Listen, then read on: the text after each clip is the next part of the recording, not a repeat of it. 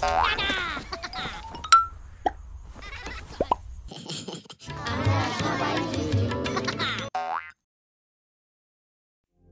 গপ্পযুদু চ্যানেলের যারা সদস্য হয়েছেন এবং জয়েন বাটনের মাধ্যমে অর্থ সাহায্য করে আমাদের পাশে আছেন, তাদেরকে জানাই অসংখ্য ধন্যবাদ।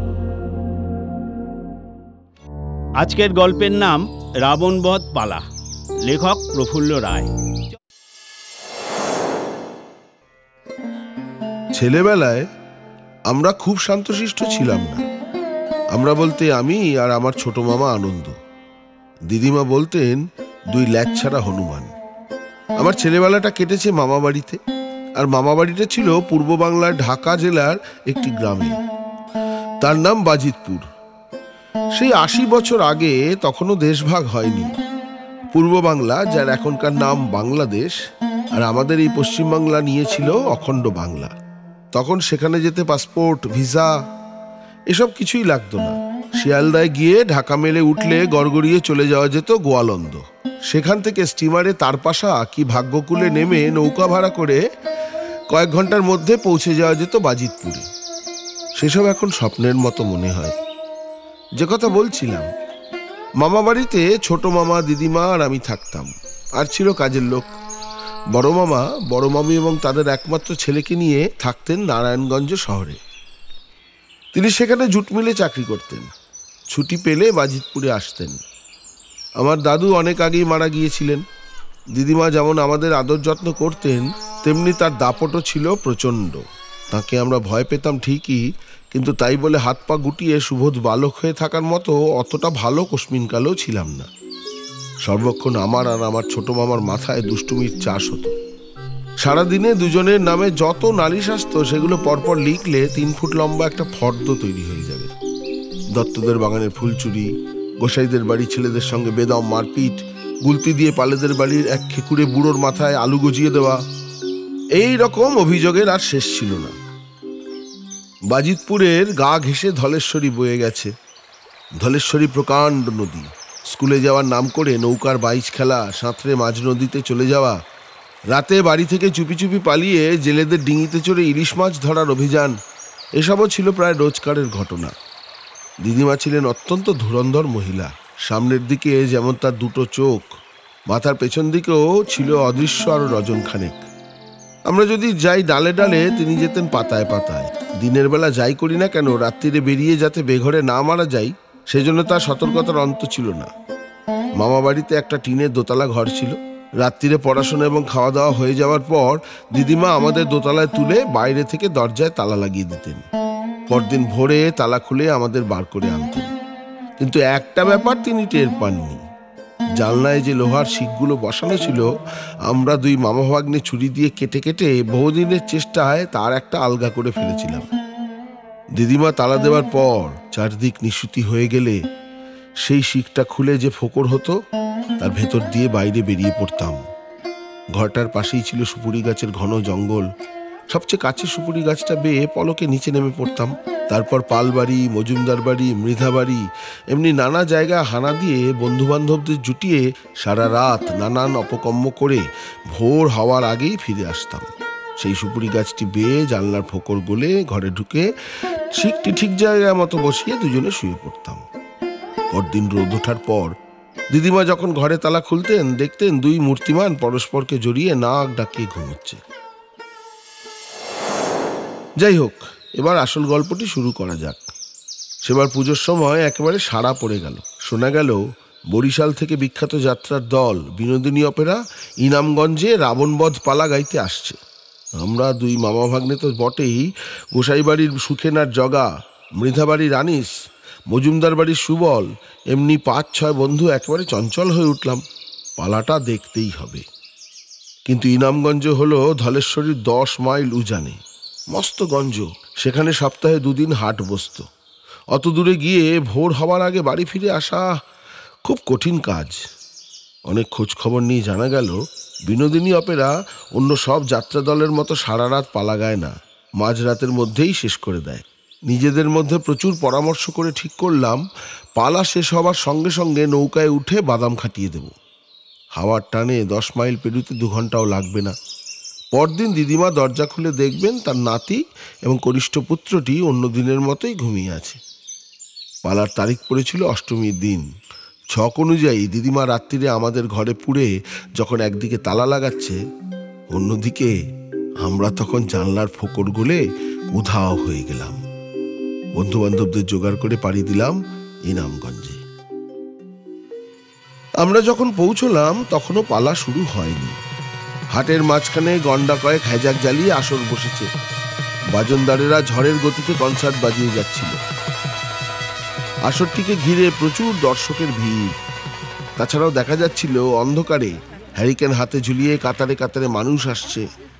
একসময় এক ঝাঁক সাজগোজ করা যাত্রা দলের মেয়ে এসে কনসার্টের তালে তালে নাচতে শুরু করলো।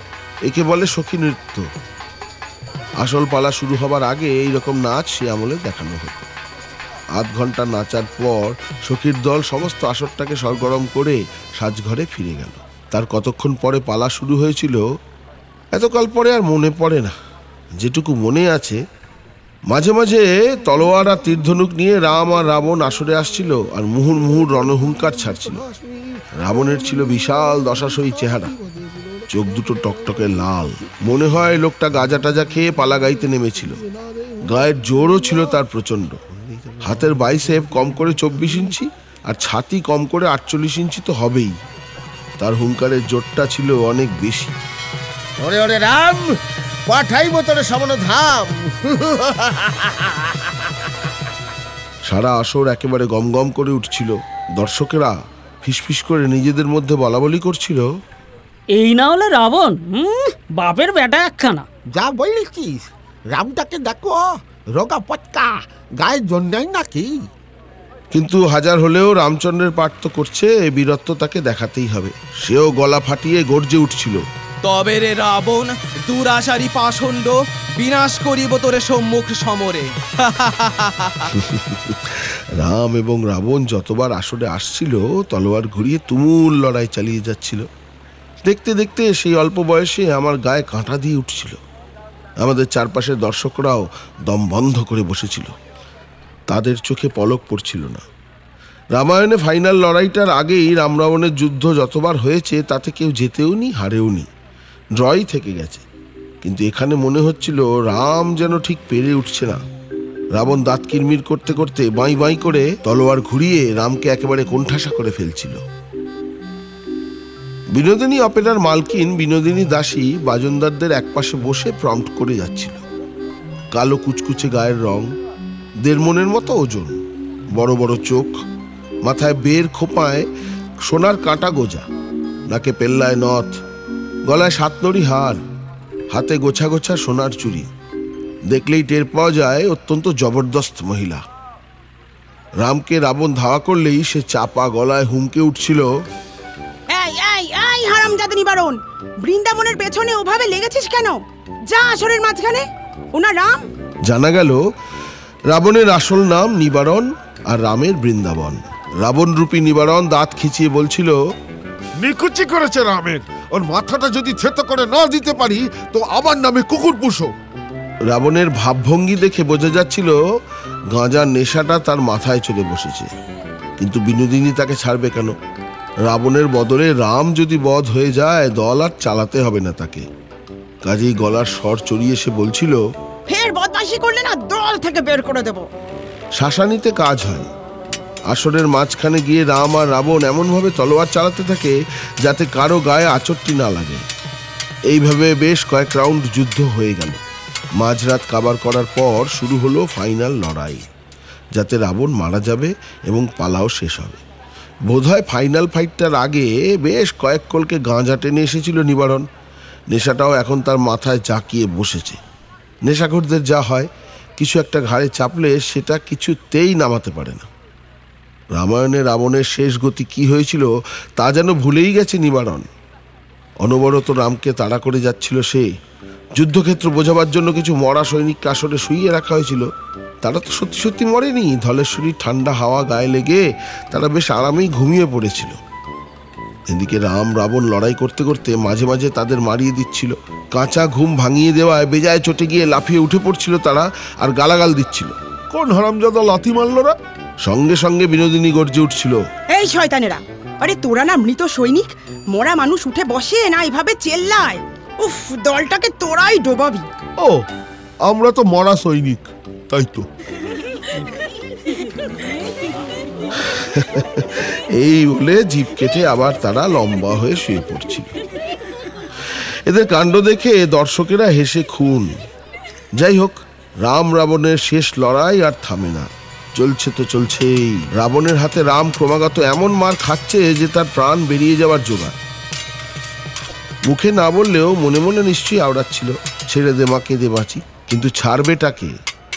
আত্মরক্ষার জন্য সে আসরময় ছোটাছুটি করে বেড়াচ্ছিল। মাঝরাতে পালা শেষ হওয়ার কথা ছিল, কিন্তু 3 প্রহর পেরোবার পরও যুদ্ধ আর থামে না। কিন্তু এমন একটা যুদ্ধের শেষ না দেখে আমাদের কারোর ওঠার গরজ নেই। চুপ করে বসতো, এমন একটা খাসা লড়াই ছেড়ে কেউ বাড়ি যায়? জগা ঠিকই বলেছে, ভোর হবার আগে না ফিরলে কপালে অনেক দুঃখ আছে। ওকে আরো 4 পয়সার মুড়ি কিনে দে, মুখটা বন্ধ থাকবে। এদিকে রাত পুইয়ে আসছে দেখে বিনোদিনীও চঞ্চল হয়ে উঠেছিল। এই মুখ পড়া নিবারণ, বধ হয়ে যা, বধ হয়ে যা। কেন বধ হব? বৃন্দাবনকেই আজ নিপাত করে ছাড়বো। ওরে লক্ষ্মী ছাড়া, রাম কখনো বধ হয়? তুই কি রামায়ণ নতুন করে লিখবি? শিগগির শুয়ে পড় বলছি, নইলে তোর একদিন কি আমার একদিন। বিনোদিনীর শাসানিটা গ্রাহ্যই করল না নিবারণ। সে তলোয়ার ঘুরিয়ে ঘুরিয়ে হুঙ্কার ছাড়তে ছাড়তে রামের পেছনে ছুটতে লাগলো। এই যুদ্ধ এ জন্মে থামবে বলে মনে হচ্ছিল না। অগত্যা বিনোদিনী দাসী কি চিন্তা করে সাজঘরে গেলেন। কিছুক্ষণ বাদে যখন ফিরে এলো, তার সঙ্গে বাবরি চুলওয়ালা স্বর্ণমার্কা 2 লোক। তাদের একজন এই পালার কুম্ভকর্ণ, আর একজন হনুমান। কুম্ভকর্ণের হাতে একটা মোটা লম্বা দড়ি, দড়ির মাথায় গেরো দিয়ে ফাঁস তৈরি করা হয়েছে। বিনোদিনী ওদের শিখিয়ে পড়িয়ে এনেছিল। ওরা আসরের এক ধারে দাঁড়িয়ে তককে তককে রইল। রাবণ যেই না ছুটতে ছুটতে একবার পা তুলেছে, অমনি দড়ির ফাঁসটা ছুঁড়ে তার পায়ে আটকে দিয়ে দিল এক হ্যাঁচকা টান।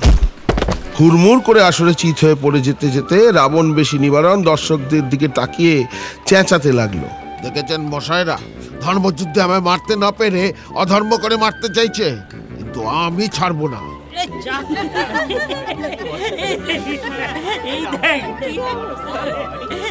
এই বলে সে উঠে পড়বার চেষ্টা করল। সে সুযোগ অবশ্য পেল না। কুম্ভকর্ণ আর হনুমান ঝাঁপিয়ে পড়ে তার বুকের উপর বসে মুখ চেপে ধরল, যাতে সে টু শব্দটি না করে। বিনোদিনী চিৎকার করে রামকে বললে, নে নে, পোড়ার মুখটাকে এবার বধ করে ফেল। রাম খুব কায়দা করে তার তলোয়ারটা বার কয়েক শূন্যে নাচিয়ে রাবণের গলায় আস্তে করে বসিয়ে দিল। এইভাবে সেবার রাবণ বধ হয়েছিল এবং রামায়ণের মানও বেঁচেছিল। এদিকে পালা শেষ হলো, রোদ উঠে গেছে। আমরা ঊর্ধ্বশ্বাসে ছুটতে ছুটতে নদীর ঘাটে গিয়ে নৌকায় উঠলাম। 10 মাইল উজান ঠেলে বাজিতপুরে ফিরতে ফিরতে দুপুর হয়ে গেল। তখন সবার বাড়িতে মরা কান্না চলছে। বাড়ির লোকেরা ধরেই নিয়েছে বেঘরে আমাদের প্রাণগুলো গেছে। যাই হোক, আমরা বেঁচে আছি দেখে কান্না তো থামলো, কিন্তু আমাদের অভ্যর্থনাটা কিরকম হলো সে কথা ভাবলে এই বয়সেও চোখ ফেটে জল এসে যায়। অন্য বন্ধুদের কি হাল হয়েছিল মনে নেই, তবে ছোট মামা আর আমাকে হাত পা বেঁধে বেধড়ক পেটানো হয়েছিল। মারটা না হয় সহ্য হতো, কিন্তু তার চেয়ে অনেক বড় ক্ষতি হয়ে গিয়েছিল আমাদের।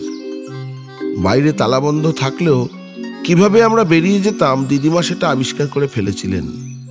সুতরাং টিনের দোতলায় আমাদের রাতে ঘুমানো বন্ধ হয়ে গেল। মামা বাড়িতে 3-4টে মজবুত পাকা ঘর ছিল, তার একটায় থাকতেন দিদিমা। সেখানে তার পাশে আমাদের শোবার ব্যবস্থা হলো। দিদিমার কান কুকুরের মতো সজাগ আর ঘুম বেড়ালের মতো পাতলা। তাকে ফাঁকি দিয়ে কিছু করা অসম্ভব।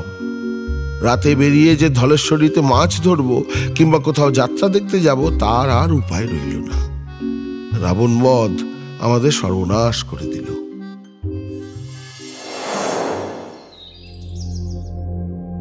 গল্পটি আপনাদের কেমন লাগলো কমেন্টের মাধ্যমে অবশ্যই আমাদের জানাবেন।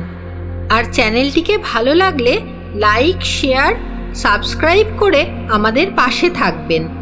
আরেকটি কথা, সাবস্ক্রাইবের পাশে থাকা বেল বাটনটিতে প্রেস করে রাখুন আমাদের নোটিফিকেশনগুলি সাথে সাথে পাওয়ার জন্য। আর একটা কথা, আপনারা আপনাদের লেখা গল্পগুলি অডিও স্টোরি রূপে শুনতে চাইলে আমাদের চ্যানেলের মেল আইডিতে পাঠাতে পারেন। নির্বাচিত গল্পগুলি আমরা অডিও স্টোরি রূপে তুলে ধরব। আমাদের মেল আইডি ডেসক্রিপশন বক্সে পেয়ে যাবেন। আজ তবে এই পর্যন্ত। ভালো থাকবেন, সুস্থ থাকবেন। শুভরাত্রি।